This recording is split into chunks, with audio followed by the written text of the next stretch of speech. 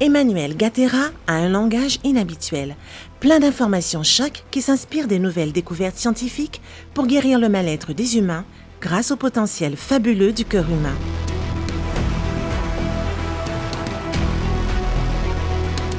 Qui est Emmanuel Gattera?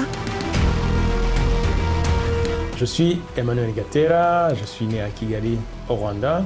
Je suis papa de 3 enfants. Je suis électronicien de formation, chercheur indépendant en neurosciences, en physique quantique, en égyptologie. Je suis coach professionnel aussi. Et alors, je suis thérapeute en psychologie énergétique. Tout ce qui est outils liés à l'énergie, le Reiki, le yoga, la méditation, le Qigong et l'Access Bar. Et aussi, je suis expert en cohérence cardiaque et je pratique les arts martiaux depuis plus de 25 ans, notamment le karaté, style Shotokan, ainsi que l'aïkido, donc depuis 20 ans déjà. Pour comprendre son langage, il y a certaines notions à savoir pour mieux bénéficier des connaissances qu'il partage. Depuis 1983 et ensuite en 1991 et surtout, des scientifiques ont mené des recherches approfondies, très poussées, notamment en 1991 conduites par Andrew Armour. Et ces recherches ont abouti à une découverte qui a bouleversé la pensée scientifique traditionnelle. Donc, on a découvert plusieurs neurones dans le cœur humain. Évidemment, qui dit neurone dit intelligence, dit aussi un réseau électrique ou un réseau électromagnétique. Donc, vous allez comprendre que cette découverte, c'est une découverte majeure pour l'humanité entière. Est-ce vrai qu'il y a un autre cerveau plus puissant chez les humains? Et oui, le cerveau n'est pas seulement dans la tête, mais il est aussi dans le cœur humain. À quoi ressemble ce fabuleux cerveau du cœur, anatomiquement, psychologiquement et spirituellement?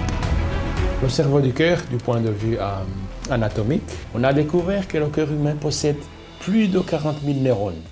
Donc ces 40 000 neurones ont des spécificités, donc c'est des neurones sensoriels, comme on les appelle, peuvent penser indépendamment du cerveau crânien, peuvent se souvenir indépendamment du cerveau de la tête et peuvent aussi apprendre indépendamment du cerveau. Le cœur devient un centre des sentiments et des sensations et des émotions. Donc l'intelligence du cœur est fondamentale pour l'organisme, pour l'existence et pour le corps entier. Cela confirme encore également ce que les anciennes traditions ou la spirituelle parlaient depuis plus de 5000 ans.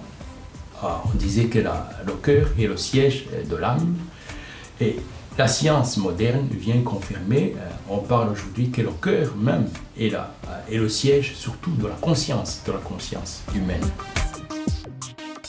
La considération du cerveau du cœur énergétiquement.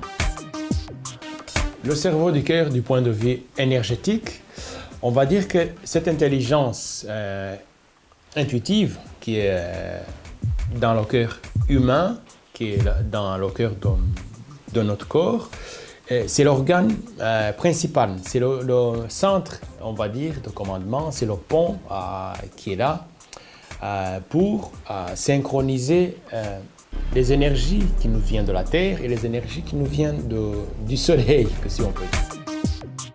Les énergies du cerveau du cœur commencent par des cellules de notre corps. Au niveau électrique, on va dire qu'une cellule, c'est déjà une pile ou une batterie. Parce que quand vous avez une batterie ou une pile électrique, vous avez 2 pôles. Vous avez le pôle positif, qui est l'énergie positive, et vous avez aussi un pôle négatif, qui est l'énergie négative. Donc, une cellule, il utilise l'énergie. Donc, une cellule, c'est un petit centre, on va dire un petit centre nucléaire, parce que quand on mesure une cellule, avec un instrument de mesure d'électricité, un voltmètre, on obtient environ 1,5 volts.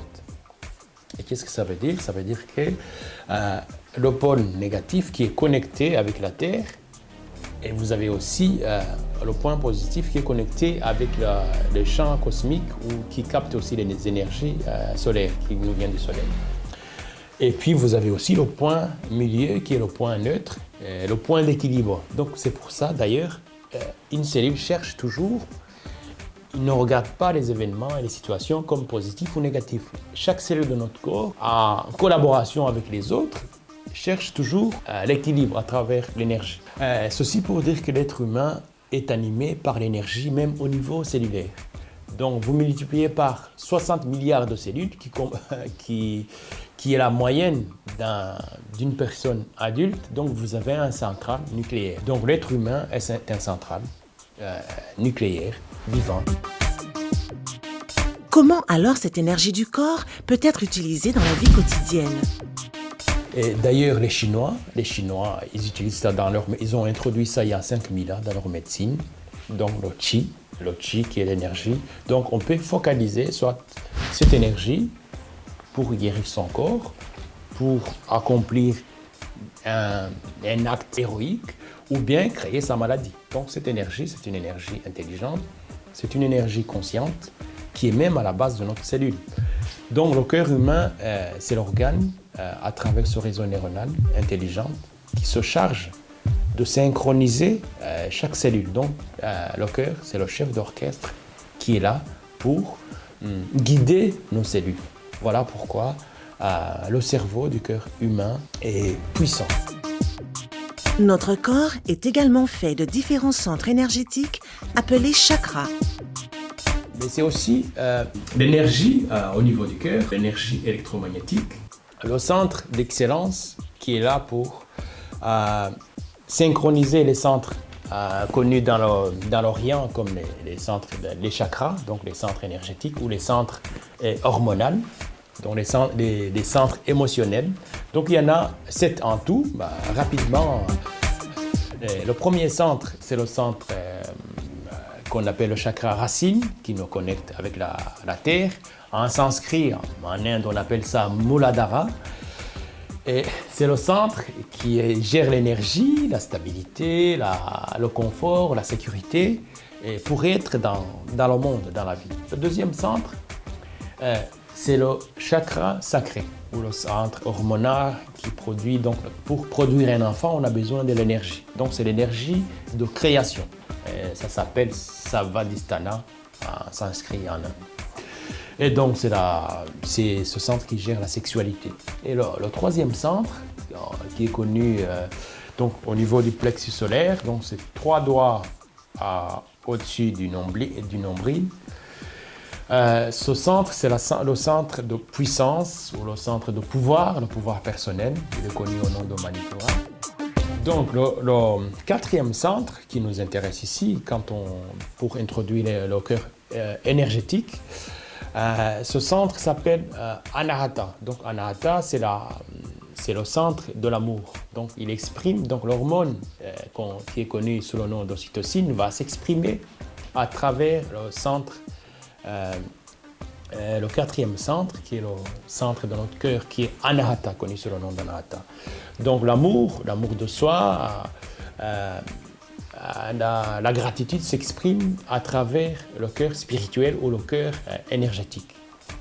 Donc le cœur, c'est vraiment le pont entre la pensée, entre les idées et l'émotion. Donc les centres émotionnels, donc les centres de survie, ou les glandes surrénales, comme on dit, les personnes qui sont coincées dans l'agressivité, dans la souffrance, et dans le matérialisme, ils ont leur énergie activée dans les centres inférieurs. Donc le cœur est là pour synchroniser, pour remonter l'énergie, si vous voulez. Donc du point de vue énergétique, ce qu'on peut dire que c'est le cœur, c'est vraiment le pont entre la matière et l'énergie supérieure. Donc les émotions se trouvent dans les 3 centres inférieurs, et alors l'énergie supérieure, donc liée à la pensée, donc la pensée, les énergies qui nous aident à s'élever, à élever notre conscience, se trouvent au-dessus. Donc les 3 centres supérieurs, c'est le cœur qui se charge de synchroniser, si vous voulez, ou bien élever notre énergie. Quelle serait la particularité du fonctionnement du cerveau du cœur? Le fonctionnement du cœur énergétique, je précise, c'est-à-dire qu'à chaque battement, une poussée en fait d'activité neuronale est transmise au cerveau. Le cœur va demander, envoyer une requête au cerveau pour demander le ressenti. Comment le corps va se sentir. Donc, il dit le ressenti, dit l'émotion. Donc, le cœur envoie une demande qui est honorée par le cerveau à travers les neurotransmetteurs, comme on en a parlé. Et donc, soit on va se trouver dans deux états. Soit un état de bien-être, qui est la joie, ou bien dans un état de mal-être, qui est l'angoisse, la souffrance. Et donc, il y a chaque fois la biochimie correspondant à la demande, à une demande qui est effectuée par le cœur à travers le réseau neuronal qui va vers le cerveau. Y a-t-il un échange ou une interaction entre ces deux cerveaux? Il convient, en parlant du fonctionnement interne, quand on parle du cœur, on parle du cœur comme une matière. Et du point de vue énergétique, on peut expliquer plutôt le fonctionnement du cœur comme le cœur qui travaille dans le champ. Le champ électromagnétique, il fonctionne à 360 degrés. Donc, c'est-à-dire que le cœur, son champ énergétique, donc généré par ses neurones, ce champ va pénétrer chaque cellule de notre corps, mais il va aussi déborder à l'extérieur. Ce champ a été mesuré, je souligne ici, il a été mesuré dans des laboratoires. On a mesuré entre 3 mètres et 3,50 mètres, donc le champ qui entoure le corps humain. Donc le cœur génère un champ d'information. Donc l'interaction entre le cœur et le cerveau est constituée par un réseau d'abord. Ce n'est pas un réseau mécanique, ce n'est pas un réseau physique comme on peut le penser, mais c'est un réseau lié au champ, comme le champ d'Internet, le Wi-Fi par exemple. L'Internet que vous utilisez, vous ne voyez pas des câbles et pourtant vous avez la communication. Donc c'est exactement la même chose. La science confirme aujourd'hui que les pensées, nos idées, nos souvenirs ne se trouvent pas à l'intérieur dans notre crâne, mais plutôt à l'extérieur, dans ce champ évidemment, le champ intelligent. Donc, l'interaction entre le cœur et le cerveau, c'est une connexion quantique. Donc, c'est une connexion basée sur le champ énergétique. Y a-t-il des cas, à titre d'exemple, approuvés par la science qui témoignent de cette interaction? Quand les deux personnes, par exemple, se trouvent dans le même champ, leurs champs vont fusionner, on va avoir le même champ. Quand vous êtes en contact d'une personne, c'est pour ça que vous pouvez, à un moment donné, ne pas vous sentir bien. Ça, c'est l'intuition. C'est comme ça que l'intuition fonctionne, par exemple, quand vous êtes face à un danger ou une personne. Donc, c'est-à-dire que votre champ a déjà capté l'information avant même que vous vous approchiez d'une personne. Est-il probable que le cerveau du cœur a un rôle important dans nos perceptions? Le cœur humain, on peut dire que c'est le centre de nos perceptions, c'est le centre aussi de nos émotions. Depuis tout petit déjà, donc les enfants observent leurs parents, observent les adultes et vont interpréter leur vision, la vision du monde par rapport aux informations qui sont reçues. Donc, nos sens, donc nos 5 sens, l'ouïe, l'odorat, le toucher, le goût, sont gérés. C'est le cœur qui est même le chef d'orchestre de nos 5 sens. C'est-à-dire comment nous allons percevoir les événements, les situations. Par exemple, les mêmes personnes peuvent vivre un événement d'une manière totalement opposée. Une personne peut être licenciée et se pendre, s'apercevoir que le monde s'arrête pour lui. Tandis que l'autre personne, on va le licencier, il va prendre ça comme un cadeau. Waouh, ça c'est un cadeau qui me soit arrivé, je vais passer peut-être à autre chose. Voilà, c'est lié aux perceptions. Et de la même manière aussi nos émotions. Donc, comme je l'ai mentionné avant, les 3 centres énergétiques inférieurs sont les centres émotionnels. Et donc le cœur est là aussi pour synthétiser, pour synchroniser, pour harmoniser nos émotions. Donc les émotions que nous avons tout le temps en permanence, c'est-à-dire la joie, la souffrance, le chagrin, la déprime, l'anxiété, c'est le cœur qui se charge de générer le ressenti, donc les émotions, les sentiments. Pourquoi dit-on que le cœur est un centre de commandement de l'existence de l'humanité? Le cœur, c'est un pont aussi entre la Terre et le cosmos. Parce que la Terre nous maintient ici par sa force de gravité, la force gravitationnelle. Mais la Terre, en même temps, nous envoie les énergies telluriques ou les énergies qui nous viennent de la Terre. Ce sont les énergies électromagnétiques. Donc, l'être humain, c'est un tube. Nous sommes des tubes émotionnels et nous sommes des tubes énergétiques aussi. D'ailleurs, au passage, déjà à l'Égypte antique, je reviens sur l'Égypte ancien, aussi les autres traditions comme les Chinois, les Indiens, parlent de l'être humain comme un être qui est composé par 4 corps. Donc vous avez le corps spirituel ou le corps astral qui a ralenti sa fréquence pour avoir le corps mental. Donc le corps mental aussi qui a ralenti sa fréquence pour aboutir à un corps émotionnel. Et le corps émotionnel aussi qui a ralenti sa fréquence pour aboutir au corps matériel.